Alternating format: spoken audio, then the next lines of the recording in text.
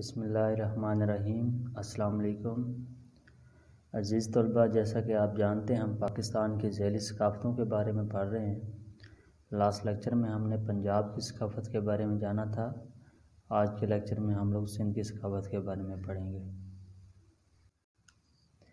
سندھ کی اہم معلومات: صوبائی دارالحکومت کراچی ہے۔ کل رقبہ 1,40,914 مربع کلومیٹر ہے۔ 2017 کی مردم شماری کے مطابق 4,78,86,051 افراد جو ہیں وہ سندھ کے رہنے والے لوگ ہیں، جن میں 52.2% جو ہے وہ شہری ہیں اور 47.98% دیہی ہیں۔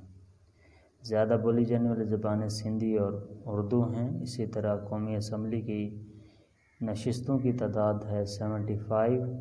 صوبائی اسمبلی میں 168 لوگ ہیں۔ ڈویژن جو ہیں وہ 5 ہیں، اضلاع 29، تحصیلیں 138۔ بڑے مذاہب میں اسلام ہے پہلے نمبر پہ 91.31% ہیں، اور ہندو جو ہیں وہ 6.51% ہیں اس صوبے میں رہتے ہیں۔ اسی طرح آبادی کے لحاظ سے بڑے شہر جو ہیں وہ کراچی ہے، حیدرآباد ہے، سکھر ہے، لاڑکانہ۔ اہم تفریحی مقامات جن کی بات کریں تو وہ کراچی ہے، موہنجو داڑو ہے، ٹھٹھہ ہے، تھرپارکر ہے۔ اسی طرح ڈیٹیل میں جب دیکھتے ہیں تو مذہب جو ہے وہ سب سے زیادہ جو ہے یہاں پہ مسلمان ہیں، اور محمد بن قاسم نے جو ہے جب کراچی فتح کیا تھا اور اس کے ساتھ ساتھ سندھ کے دیگر علاقے بھی فتح کیا، تو اس سے اسلام کی جو ہے وہ بنیادیں اس سرزمین پر رکھی گئیں اور اسلام جو ہے اس خطے میں پھیلا۔ آج بھی سندھ کے جو لباس ہیں جن میں بڑی شلوار ہے، کرتا ہے، تلا شیشے کا جو کام ہے، ٹوپی ہے، یہ ساری چیزیں جو ہیں یہ ہمیں محمد بن قاسم کے دور کی یاد تازہ کرواتی ہیں۔ مزارات کی بات کریں، پیری مریدی کی بات کریں تو اس خطے کے لوگ جو ہیں وہ بڑے پیر پرست ہیں اور مزارات کے ساتھ بڑی عقیدت رکھتے ہیں۔ تاریخی اہمیت کی بات کریں تو محمد بن قاسم نے اس علاقے کو فتح کیا اور اس کے ساتھ ساتھ اسلام جو ہے اس خطے میں پھیلا۔ قائد اعظم کی جو پیدائش ہے وہ بھی کراچی کی ہے، یعنی کہ وہ بھی سندھ کے رہنے والے تھے، اور اگر بات کریں پاکستان کے پہلے دارالخلافہ کی تو وہ بھی کراچی تھا۔ اسی طرح موہنجو داڑو جو ہم نے دراوڑ ثقافت میں بھی پڑھا تھا، وہ بھی اسی خطے میں ہے، اسی صوبے میں ہے، تو اس لحاظ سے ہم لوگ کہہ سکتے ہیں کہ صوبہ سندھ کی جو تاریخی اہمیت ہے وہ بہت زیادہ ہے۔ پیری مریدی جو ہے وہ اس خطے میں بہت زیادہ ہے، اور زراعت سے جو وابستہ لوگ ہیں وہ بھی 2 طبقوں میں جو ہے نا وہ تقسیم ہے۔ ایک مالدار زمیندار لوگ ہیں، جبکہ دوسرا کسان اور غریب لوگوں کا ہے۔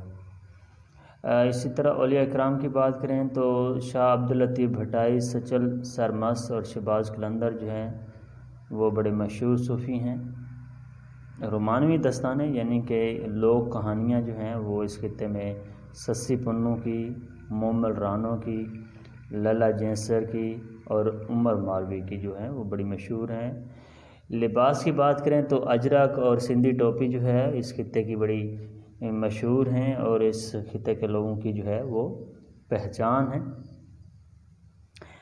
شادی بیاہ جو ہے اکثر اپنی برادریوں میں رشتہ داریاں کرتے ہیں، اور یک زوجگی ہے یعنی کہ ایک ہی وائف جو ہے اس کا رواج زیادہ عام ہے، خاص کر دیہاتوں میں، اور دیہات کے ساتھ ساتھ جو ہے وہ شہروں میں بھی ہمیں جو ہے یہی یک زوجگی جو ہے نا وہ دیکھنے کو ملتی ہے۔ اس کے ساتھ زراعت جو ہے وہ اس خطے میں سب سے زیادہ لوگ جو ہیں وہ زراعت سے وابستہ ہیں۔ زبانوں میں سندھی زبان جو ہے وہ ان لوگوں کی جو ہے زبان ہے، اور یہ عربی رسم الخط میں لکھی جاتی ہے۔ اس کے ساتھ ساتھ یہ بہت بڑی جو لوگوں کی تعداد ہے وہ سندھی بولنے والوں کی ہے۔ اسی طرح خواندگی کی بات کریں تو 2015 کے سروے کے مطابق مجموعی طور پر یہاں کے لوگ جو ہیں وہ 60% پڑھے لکھے ہیں. خواتین جو ہیں خاص کر جو کراچی شہر ہے اس میں جدت پسند ہیں، ماڈرن ہیں اور تعلیم یافتہ ہیں، ساتھ ساتھ جاب کرتی ہیں اور وہ مردوں کے شانہ بشانہ جو ہیں اپنا مقام جو ہے وہ بنائے ہوئے ہیں. اسی طرح جو سندھ کے دیہی علاقے ہیں وہاں پہ صورتحال یکسر مختلف ہے. وہاں پہ خواتین کو جو ہے وہ ایجوکیشن کے ساتھ ساتھ جاب کرنے کی بھی سہولت جو ہے وہ کم ہے اور اس کے ساتھ ساتھ انہیں جو ہے وہ پردے کا بھی پابند کیا جاتا ہے.